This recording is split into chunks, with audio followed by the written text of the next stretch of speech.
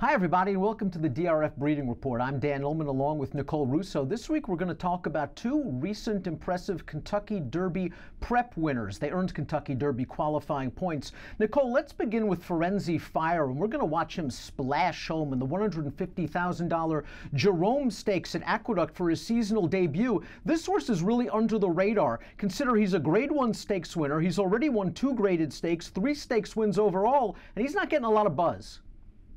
No, he's really not, and I think part of that might be because of his finish in the Breeders' Cup Juvenile last fall when he was off the board, kind of put him under the radar. But I really think you've got to draw a line through that race for him. He had a minor illness in the week leading up to the event, nothing serious, nothing with any long-term impact, but you just need to have everything go right in the lead up to races like that. And like I said, I think that's just a toss effort.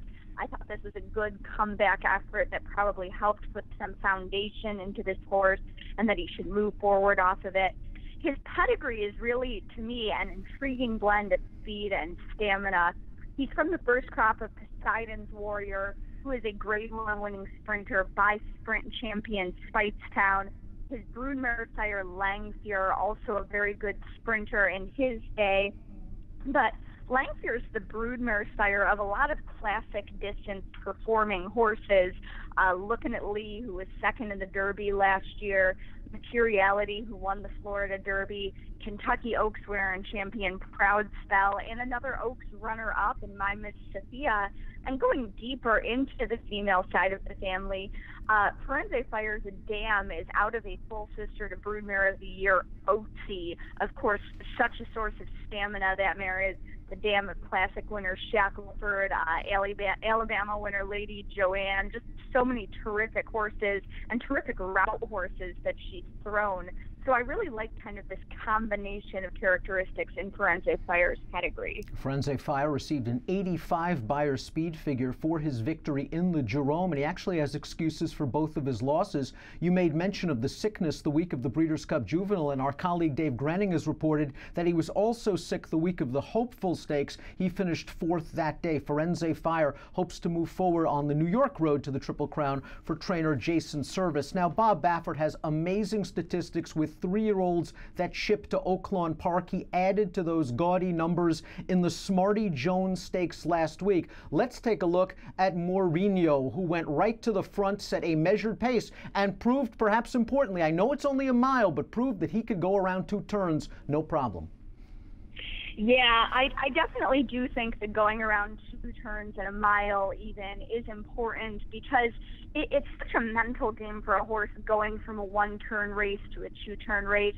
Firenze Fire, as we mentioned, is a Grade 1 winner, but that did come in the 1-turn mile at Belmont, so I'll be interested to see what he does with that mental hurdle. But going back to Mourinho, I do like that he's gone around the 2 turns. It came at Oaklawn, where, I mean, Oaklawn horses, going back to Smarty Jones, A Sweet Alex, of course, American Pharaoh, these horses have really translated their form into the Triple Crown series. It's such a good prep series.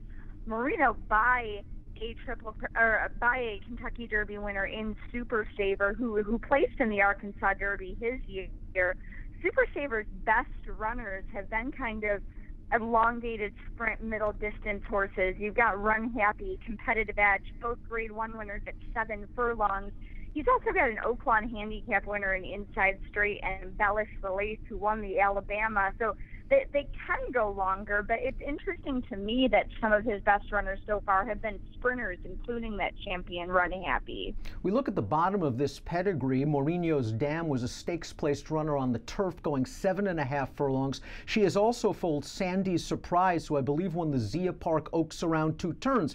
But I think there are some critics of this pedigree that's going to say, you're right, Super Saver's best progeny, very best progeny right now, have sort of been elongated sprinters, and this horse might be a little bit too fast for his own good. He always has attracted a lot of attention. He worked in 20-1 at the OBS March 2017 sale before selling for a whopping $625,000. But he has a reputation of being a bit of a speed demon. Do you think he's a mile and a quarter of the Derby's really stretching it?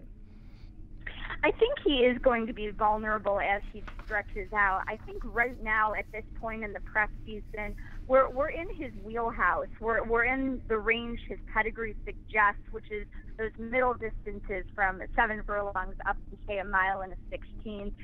The real litmus test for this horse is going to come, I think, later this spring as we get into the 9 furlong preps, immediately prior to the Triple Crown Series. And, you know, there is a lot of growing up and maturing that a horse can do between January and April. This horse does have a reputation for being, you know, that kind of quick, forward-thinking sort, but who knows? You know, perhaps he can learn to rate, can learn to measure that speed. It's not so much how fast a horse runs, but the way he does it. So I think this horse, you really got to watch him in terms of his mental maturing over the next couple of months. 99 Beyer speed figure is what Mourinho earned in the Smarty Jones Stakes. The waters are going to get deeper as the distances increase, but these are two promising middle distance colts right now, hoping to stretch out in more important Derby preps down the road. You can follow Nicole on Twitter at DRF Russo. You can follow the latest pedigree news and notes from America's Turf Authority, DRF, at DRF Breeding. We'll see you next week with a couple more 3-year-olds to follow.